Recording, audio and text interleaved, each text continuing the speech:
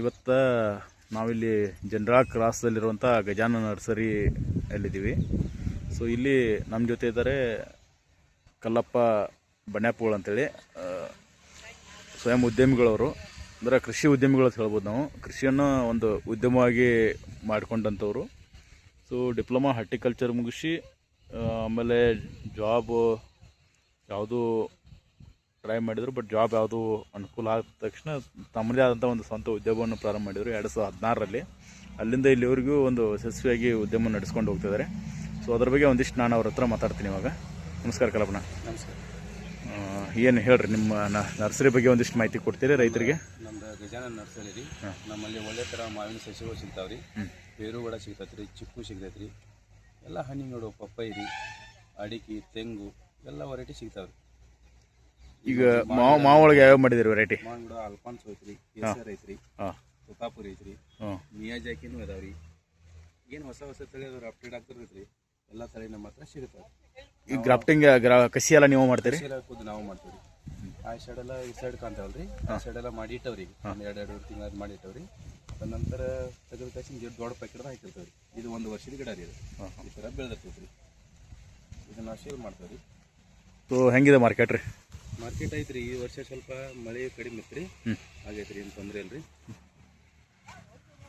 ಇದು ಜಾಗ ರೆಂಟೆಡ್ ರೀ? ಹೌದ್ರಿ.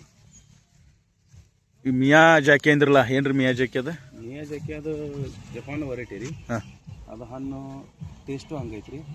ಮತ್ತು ಅದು ನಮ್ಮ ಯೂನಿವರ್ಸಿಟಿಯವರು ಇದು ಮಾಡ್ಯಾರ, ಅದಕ್ಕೆ ಸರ್ಟಿಫೈಡ್ ಮಾಡಿ ಕಚ್ಚಿಂದ ಅದು 3 ಲಕ್ಷ 4 ಲಕ್ಷ ಕಿಲೋ ಅಂತಿದ್ರು. ಅಷ್ಟೇನಿಲ್ಲ, 1-2 ಲಕ್ಷ ತನಕ ಮಾರ್ತೈತ್ರಿ. ಗೆಲ್ಲೆ ಐತೇನ್ರಿ? ಮಾತ್ರ ಸಸಿ ರೆಡಿ ಮಾಡಿದವ್ರಿ. ಈಗ ಇನ್ನು 3 ತಿಂಗಳ ನಂತರ ಸಿಗ್ತಾವ್ರಿ. ಅದು ಪ್ರೈಸ್ ಅದು ಏನಾಗ್ಬೋದು ರೈತರಿಗೆ? ಪ್ರೈಸ್ ರೈತರಿಗೆ ನಾವು ಅಲ್ಲಿ ಇದಕ್ಕೆ ಹೋಗಿ ತೊಗೊಂಡು ಬಂದವ್ರಿ, ಕೊಪ್ಪಳ ಹೋಗಿ ಅವ್ರ ಯೂಟ್ಯೂಬ್ ಎಲ್ಲ ಬಂದಿತ್ತಲ್ರಿ, ಅವ್ರ ಹತ್ರ ರೈತರ ಹತ್ರ ಹೋಗಿ ಒಂದು ತೊಗೊಂಡು ಬಂದವ್ರಿ.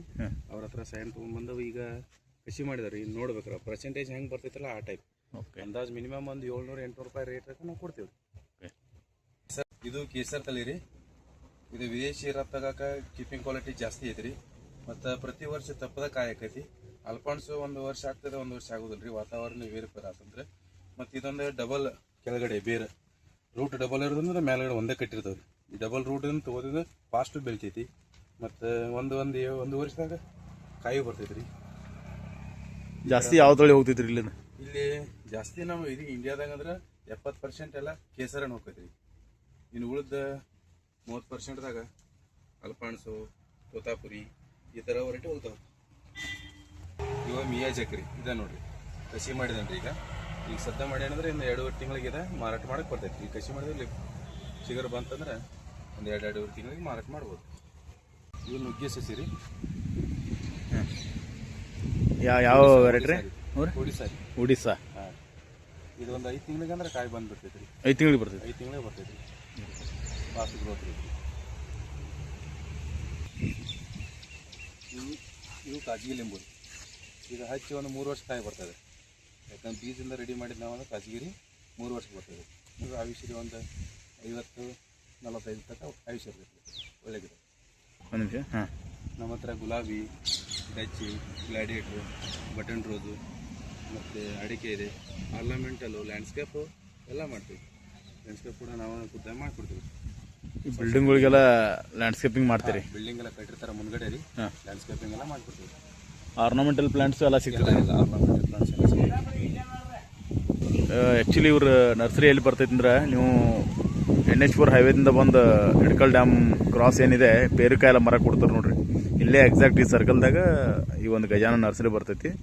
ಯಾರಿಗಾದರೂ ಒಂದು ಉತ್ತಮ ಗುಣಮಟ್ಟದಂಥ ಸಸಿಗಳು ಬೇಕಾದರೆ, ಹಾರ್ಟಿಕಲ್ಚರ್ ಪ್ಲಾಂಟ್ಸು, ಆರ್ನಮೆಂಟಲ್ ಪ್ಲಾಂಟ್ಸ್ ಯಾವುದೇ ಬೇಕಾದರೂ ಕೂಡ ನಮ್ಮ ಕಲ್ಲಪ್ಪಣ್ಣ ಅವ್ರನ್ನ ಸಂಪರ್ಕಿಸ್ರಿ.